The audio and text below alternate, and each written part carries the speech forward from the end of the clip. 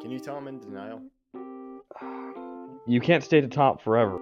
I was also very surprised when I looked at my phone and saw Joe Girardi dismissed. Well, I think mine were with common sense. I think now belongs in the all-time greats top 10. Boston, I really think only got to this point because of a guy named Chris Middleton being out for the Bucks. That power play just was unbearable. It was humming.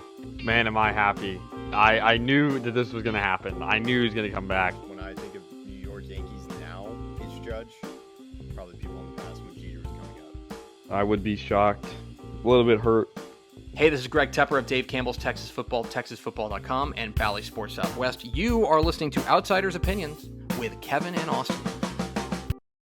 What's up, y'all? Welcome to our NFL Opinions of the Week, and we are reacting to day one as of 7:30 p.m. on day one of free agency tampering, but deals are announced because tampering, of course, happens in every free agency and in the NFL, Austin. Yeah, there were some very surprising signings and moves during this first day. Technically, you can't sign with a team yet, but these are when you're allowed to, like you said, make negotiations and legally, quote-unquote, tamper. What is one move that you think surprised you the most? I think it might be the Cowboys getting Rashawn Gary from the Green Bay Packers. Okay. That one definitely did surprise me. I did not expect that to happen.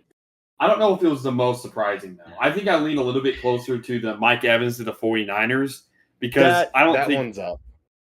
I don't think I really expected him to.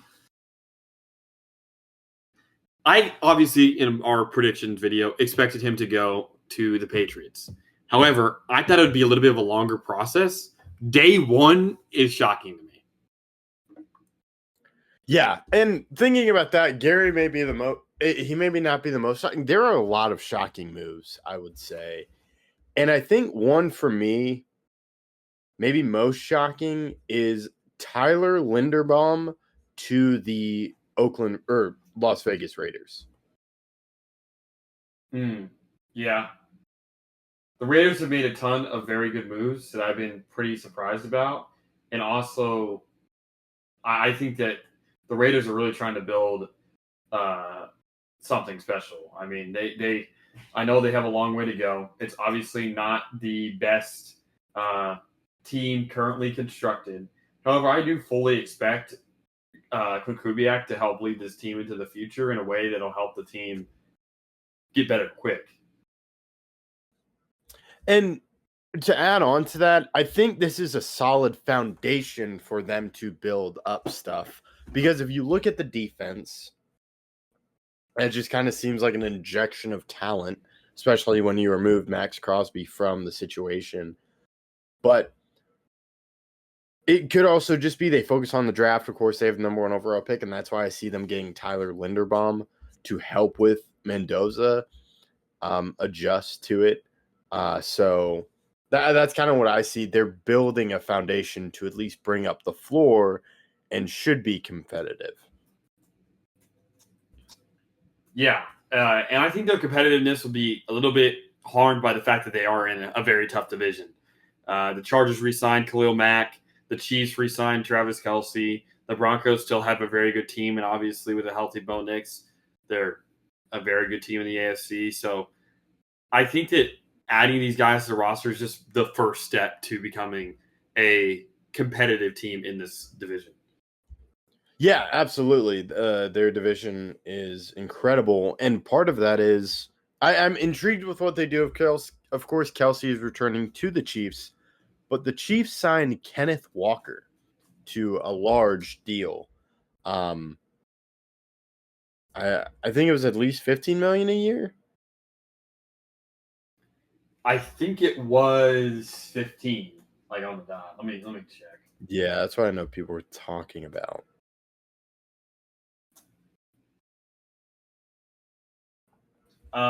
It's 43 to 45 is the range. So it's 14.35 to 15, depending on some of the incentives. Yeah, and they also got a nose tackle from the Patriots. I was just surprised with how much money they spent. Yeah, I was also surprised. I think that the way that NFL teams decide to spend money is honestly kind of confusing to me because of the way they can restructure deals, and you don't know necessarily if the contract that somebody has is going to be the contract that they had that season, even with guarantees because of the way they get restructured. But I thought that signing was good.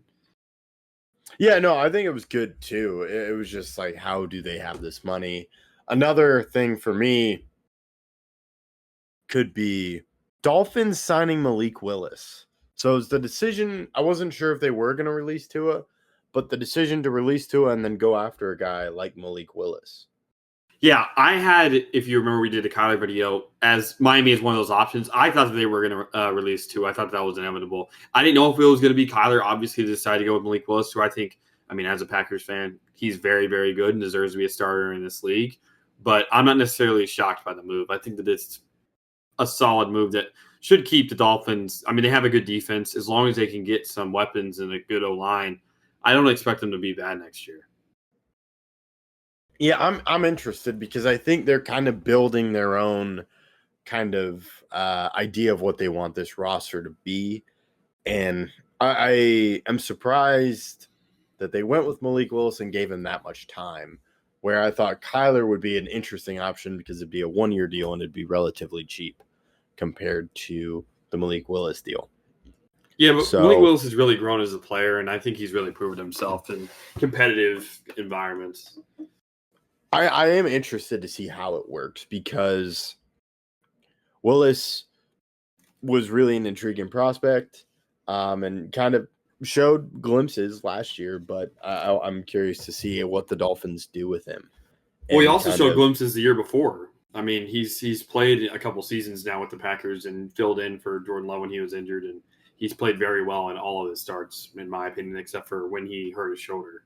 So, Yeah, it's an interesting one and one that could work out if they are competitive, but we'll have to see. And then you see Tua go to the Atlanta Falcons.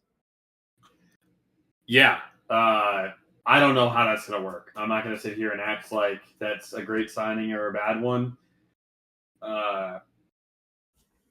They still have Michael Penix. I don't know if Tua's just going to take the Kirk Cousins role or if he's supposed to be the starter. I don't know. I really don't know. It is a minimum contract though, so the risk reward for the Falcons is not high, or the risk is not high. Yeah, it's not, but it is something to where it's just gonna be a crowded room. So we'll have to see what happens. But I think another move, the Evans deal is surprising. I wish he could have stayed in Tampa Bay, but now he goes to San Francisco, and I'm really interested to see how he does in that system. Yeah, I am very interested as well. I think that Kyle Shanahan will use him well, and I expect the 49ers to be pretty good as long as they can stay healthy, and that's always the real question. And if you look at it, I don't think Kyle Shanahan has. Of course, Mike Evans is fantastic, but I think kind of the archetype of a big-bodied wide receiver, of course, with speed.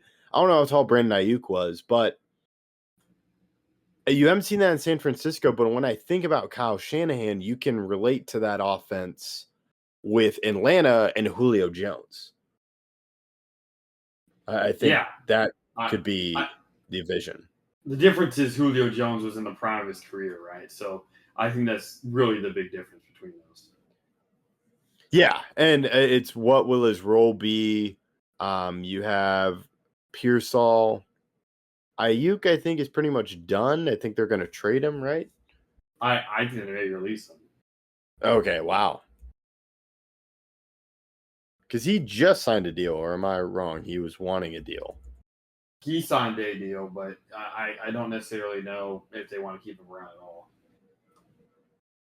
Yeah. So that would be interesting to see what happens, but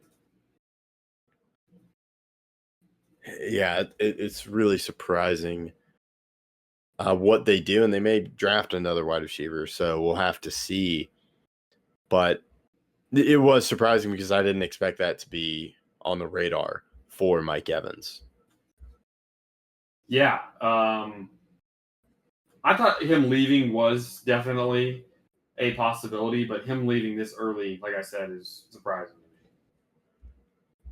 Yeah, and I'm kind of looking to see what else stands out to me. I think the Packers moves are interesting. Not to say the Packers are making bad decisions, but it seems very financial. Them getting rid of Rashawn Gary as well as Elton Jenkins. I think Gary makes sense because their replacement for him is Micah Parsons, and that is a good option for them, a great option and upgrade. I am concerned about Elton Jenkins though, not being on the Packers. Yeah, I understand that. I think that there's definitely some concern that has to be there, but the Packers have dealt with a lot of injuries, and I think that's really a major reason why this move decided to get made. Mm-hmm. And now, kind of looking at it now, there are still a lot of talent available. Trey Hendrickson, I have not seen I haven't seen him signed with anyone. Tariq Woolen, Devin Lloyd, Kyler Murray still hasn't signed, and Romeo Dobbs. Yeah, it definitely is. There's a lot of talent still available, and I expect there's still to be a ton of moves. It kind of shocked me how many people did end up making pretty major decisions today. I guess it is the first day that you can obviously legally tamper, but the fact that this many moves made this this early in the cycle does raise some question marks that obviously won't be answered. Yeah, I was really surprised with what the Giants were doing and just how heavily they spent on free agency. The Raiders as well, and the Titans are as well. A lot of teams that failed last year have been spending lots of money to get guys to help them kind of not to do better this year. Yeah, that's a great point. I think that a lot of teams expect. Yeah, I think the Seahawks, in the way they had success this past year, will influence teams to make similar decisions in the way they make moves.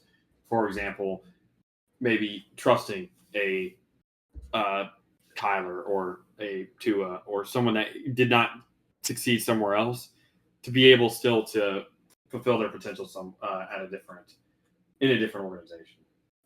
Yeah, and a lot of that I think goes to credit, of course, Sam Darnold, who now won the Super Bowl, but also Baker Mayfield before him.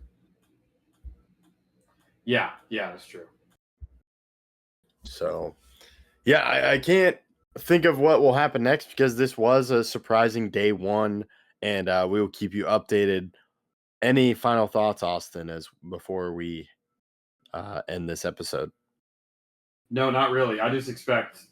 I mean, the way this is starting to move, I think a lot of teams will start to quickly make